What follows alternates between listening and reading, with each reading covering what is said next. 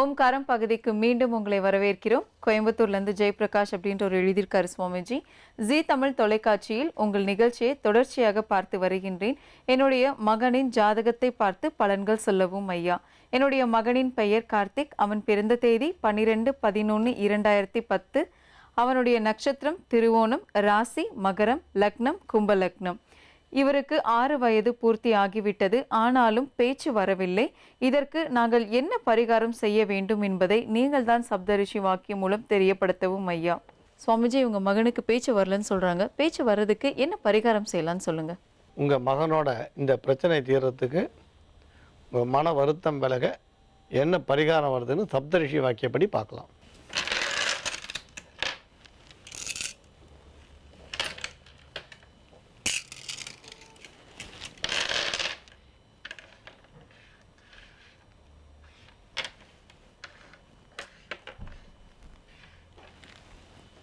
நீங்கள் கர்நாடக மாநிலத்தில் இருக்க கொல்லூர் அந்த க்ஷேத்திரத்தில் இருக்க மூகாம்பிகையை நீங்கள் ஒரு பௌர்ணமி அன்னைக்கு போய் தரிசனம் பண்ணுங்கள். உங்கள் மகன் பேரில் யதாசக்தி உங்களால் முடிஞ்ச வழிபாடையும் பண்ணிட்டு வாங்க. ஒன்று. அப்புறம் ரெண்டாவது விஷயம், நீங்கள் வீட்டில் சகல கலாவல்லி மாலைன்னு தமிழில் இருக்குது. நீங்கள் அதை கொஞ்சம் படிங்க. தொடர்ந்து சகல கலாவல்லி மாலை படிங்க. ஒவ்வொரு வருஷமும் உங்களுக்கு எப்போ உங்களுக்கு சந்தர்ப்பங்கள் வருதோ, இது 2 விதமாக செய்யலாம். சந்தர்ப்பம் வரும்பொழுதும் போயிட்டு வாங்க, அது இல்லாமல் ஒவ்வொரு வருஷமும் போயிட்டு வரலாம். அதாவது உங்களோட பையனோட பிறந்த நாள் வரும்பொழுது நீங்கள் சீர்காழி போய் அங்கே சிவாலயத்தில் போய் அம்பாளையும் ஈஸ்வரனையும் தரிசனம் பண்ணிட்டு வாங்க. இது உங்களை பொறுத்த வரைக்கும் குழந்தையோட பிறந்தநாள் போகலாம். இதை தவிர ஒவ்வொரு சந்தர்ப்பங்கள் வரும்போது வருஷத்தில் 1 முறையோ 2 முறையோ நீங்கள் அந்த சீர்காழி போய் தரிசனம் பண்ணுங்கள். அப்படி தரிசனம் பண்ணுறதெல்லாம் உங்கள் பையனோட அந்த ஜென்ம நட்சத்திரமாக இருக்கிறது தான் விசேஷம்னு சொல்லுவோம். இதை தவிர வேறு பரிகாரங்கள்னு எதுவும் வேண்டாம். உங்கள் பையனை பொறுத்த வரைக்கும் இன்னும் கொஞ்சம் தாமசமாகும். இது இந்த குழந்தையை பொறுத்த வரைக்கும் 4 வயசு 8 மாதம் பாலரிஷ்ட தோஷம் இருந்திருக்கு. அந்த தாக்கத்தால் இந்த மாதிரியான ஒரு பிரச்சனை வந்திருக்கு. பால அரிஷ்ட தோஷம்னு சொல்லுவாள்.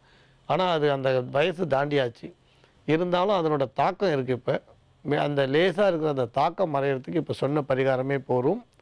கட்டாயம் உங்கள் பிரச்சனை தீரும். நம்புங்கள், நல்லதே நடக்கும். ரொம்ப நன்றி சுவாமிஜி. ஜெயபிரகாஷ் அவருடைய மகன் குணமடைகிறதுக்கு நல்ல ஒரு பரிகாரம் சொன்னீங்க. பார்த்துட்டு இருக்க நேர்களுக்காகவும் பயன்படுற மாதிரி நிறைய ஆன்மீக தகவல்கள் இன்னைக்கு நிகழ்ச்சியில் பகிர்ந்துக்கிட்டீங்க. ரொம்ப நன்றி. மங்களானி பவந்து. யோக ஆஞ்சநேயர் சக்தி பீடம், அனுமன் உபாசகர், ஜோதிட சிம்மம், திருவல்லிக்கேணி சுவாமி கண்ணன் பட்டாச்சாரியா சப்தரிஷி வாக்கியம் மூலம் உங்களுடைய பிரச்சனைகளுக்கு தீர்வு சொல்லுவார். நீங்கள் எழுதி அனுப்ப வேண்டிய முகவரி ஒளிமயமான எதிர்காலம், ஜி தமிழ் தொலைக்காட்சி, தபால் பெட்டி எண் 8787, கிண்டி, சென்னை 6,32,000. மீண்டும் நாளை சந்திக்கலாம். இது ஓம்காரம் பகுதிக்கு மீண்டும் உங்களை வரவேற்கிறோம். சென்னையிலிருந்து வெங்கடதாஸ் அப்படின்ற ஒரு எழுதியிருக்காரு சுவாமிஜி. என்னுடைய மனைவியின் பெயர் கிரிஜா. எனக்கு 2 பிள்ளைகள் உள்ளனர். நான் போக்குவரத்து துறையில் வேலை செய்து வருகின்றேன். நான் இப்பொழுதுதான் வீடு கட்டி முடித்தேன். வீட்டு கடன் அதிகமாக உள்ளது. எனக்கு அவ்வப்போது உடல்நிலை சீராக இல்லை. எனக்கு காலி மனை ஒன்றும் இருக்கின்றது. அதை விற்கவும் முடியவில்லை. வாங்க வருபவர்கள் விலை பேசிவிட்டு வாங்க வருவதில்லை. நான் கோவிலுக்கு சென்று முருகனுக்கு சிகப்பு அரளி மாலை 6 வாரங்களாக செலுத்தி வருகின்றேன். இருந்த பொழுதும் என்னுடைய மனை விற்ற பாடு இல்லை. காலி மனை விற்பதற்கு நல்ல பரிகாரம் நீங்கள் தான் கூற வேண்டும். மற்றும் என்னுடைய கடன் பிரச்சனைகள் தீரவும் சப்தரிஷி வாக்கின் மூலம் நல்ல பரிகாரங்கள் கூறுங்கள் ஐயா. சுவாமிஜி, இவங்களுடைய கடன் பிரச்சனைகள் தீர்வதற்கும் இவங்களுடைய மனை விற்பதற்கும் என்ன பரிகாரம் செய்யலாம்னு சொல்லுங்க. உங்களோட மனை, பூமி, நிலம் சம்பந்தமான பிரச்சனை தீர, அதேமாரி இந்த கடன் தொல்லைகள் விலக, ஆரோக்கியம் செழிப்பாக இருக்க என்ன விதமான பரிகாரங்கள் செய்யலான்னு சப்தரிஷி வாக்கியப்படி பார்க்கலாம்.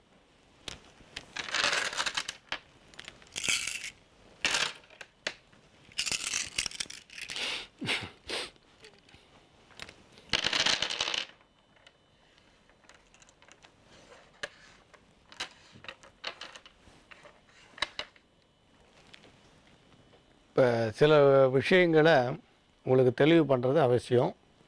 இங்கே முருகப்பெருமானுக்கு அரளி மாலை சாத்தி பூஜை பண்ணிடுவாங்க. அதை பற்றி ஒன்றும் பிரச்சனை இல்லை. ஆனால் இந்த கடன் பிரச்சனை விஷயங்களில் நீங்கள் ஒவ்வொரு அடியாக தான் எடுத்து வைக்க முடியும் அப்படின்னு வந்திருக்கு. அதனால் அவசர அடிகளை எடுத்து வைக்காதீங்க. இந்த பூமி மனை விற்கிற விஷயத்தை பொறுத்த வரைக்கும் நீங்கள் எதிர்பார்க்கிறத விட ஒரு 20% குறைவாக தான் போகும். நீங்கள் 10 லட்சம் எதிர்பார்த்த இடத்துல 8 லட்சம் தான் போகணும்னு வருது. அதில் பெரிய மாறுதல்கள் பண்ண முடியாது. ஆனால் பூமியை விற்கிறதுக்கான வழி மட்டும் உங்களுக்கு தெளிவுபடுத்தலாம். நீங்கள் அதை பற்றி கவலைப்படாதீங்க. சுலபமான சில வழிகளை சொல்கிறோம். இப்போ அந்த மனை வந்து எங்கே இருக்குதுன்னு நீங்கள் குறிப்பிடலை. அந்த மனையை வந்து எந்த காலகட்டத்தில் வாங்கினீங்கன்ற விவரங்கள் எல்லாம் நீங்கள் சொல்லலை. இருந்தாலும் சில பரிகாரங்களை சொல்கிறோம். நீங்கள் அதை மட்டும் செய்யுங்க. சுவாமி அருளால் கட்டாயம் இதுக்கு ஒரு நல்ல தீர்வு கிடைக்கும். இப்போ நீங்கள் வந்து செய்ய வேண்டிய பரிகாரம் சொல்லும் பொழுது இந்த விருட்ச பரிகாரத்தை கிராமத்தில் செய்யுங்க. நீங்கள் நகரத்தில் இருக்கிறதுனால நீங்கள் நகரத்துக்குள்ளே எங்கே வச்சாலும் பிடிங்கி போட்டுருவா. ஏன்னா இப்போ நகரத்துக்குள்ளே சென்னை மாதிரி நகரத்தில் கோயிலில் நீங்கள் மரம் நட்டால் கூட நாளைக்கு மண்டபம் கட்டணுன்ற தீர்மானம் வந்தாலும் உடனே மரத்தை வெட்டிட்டு மண்டபத்தை கட்டிடுவா. அதனால் நீங்கள் கிராம கோயில்களை செய்தால் செழிப்பாக இருக்கும். ஏன்னா 2 விஷயத்தை நீங்கள் புரிஞ்சுக்கணும். இப்போ நம்ம மரம் வைக்கிறோம், அதை ஒரு நம்ம காரியமும் ஆகிடுது, சித்தி ஆகிடுது. நம்ம என்ன நினச்சி வச்சோமோ அதுவும் முடிஞ்சிடுது. ஒரு 20 வருஷம் கழிச்சோ 10 வருஷம் கழிச்சு மரத்தை வெட்டும்போது அந்த தோஷம் வந்து நம்ம வம்சத்துக்கு கட்டாயம் வரும். நீங்கள் எப்படி சேர்த்து வைக்கிற பணம் உங்கள் வம்சத்துக்கு பலன் தரதோ அந்த மாதிரி இந்த விருட்ச தோஷமும் கட்டாயம் அவங்களுக்கு வந்துடும். அதனால் கிராமங்களாக வைக்கிறது நல்லது அப்படின்னு சொல்லுவோம். எல்லை தெய்வங்கள் இருக்கிற இடத்துல, கிராம தெய்வங்கள் இருக்கிற இடத்துல நீங்கள் வைக்கலாம். இது வந்து நாகலிங்க மரத்தை நடுங்க, செவ்வாய்க்கிழமை வைங்க. துவரை வந்து 9 பிடி ஊற வச்சு அந்த ஜலத்தை வந்து மரத்துக்கு விட்டு துவரையை ஆட்டுக்கு கொடுங்க. இது 3 செவ்வாய்க்கிழமை நாகலிங்க மரத்தை நட்டுடுங்க. 1.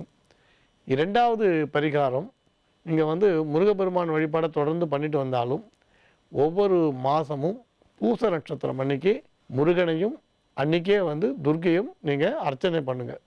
முருகனுக்கும் துர்க்கைக்கும் அர்ச்சனை பண்ணி வழிபாடு பண்ணுங்கள்.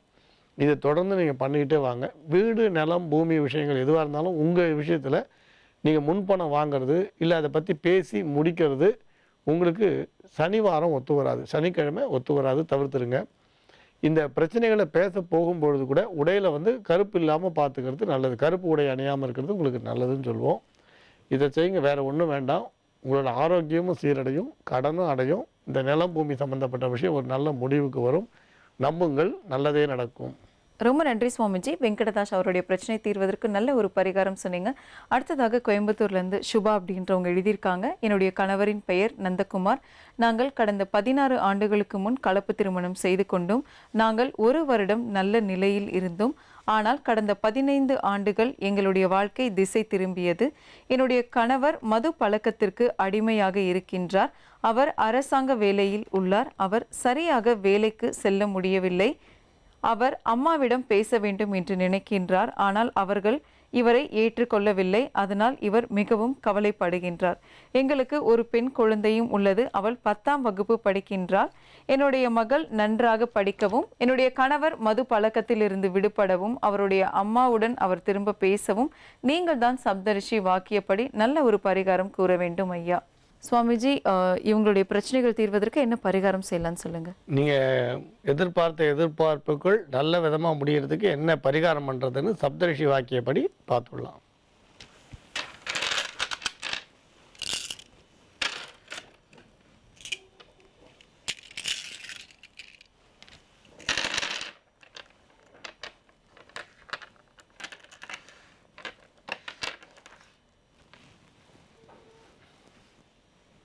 இப்போ கலப்பு திருமணம் பண்ணதோட வேகம்தான் இல்லை ஒருவேளை வேறு காரணமானு குறிப்பிடல. இருந்தாலும் நீங்கள் சொன்னதுலேருந்து ஜாதி மாதிரி கல்யாணம் பண்ணதுனால அவங்க அம்மா பேசலை அப்படின்னு நீங்கள் சொல்கிறீங்க. அதனால் இவருக்கு வருத்தம் இருக்குன்றீங்க. ஒருவேளை இது வேறு காரணங்கள் இருக்கான்றது நீங்கள் இங்கே குறிப்பிடலை. இருந்தாலும் நாங்கள் அதை பற்றி என்ன சொல்கிறோன்னா, உங்களுக்கு வர வேண்டிய சொத்துக்கள் ஏதாவது அம்மா தர வேண்டியிருந்து உங்கள் கணவர் அது வரலேன்னு வருத்தப்படுறாரா? ஏன்னா அவள் அம்மா வந்து பேசுகிறேன்னு வருத்தப்படுறவர் தனக்கு ஒரு பெண் குழந்தை இருக்குது, தன்னோட மனைவி இருக்கான்ற நினைப்பு இல்லாமல் குடிக்க அடிமையாக இருக்கார் இல்லையா? அதை சிந்திக்க வேண்டிய விஷயம்.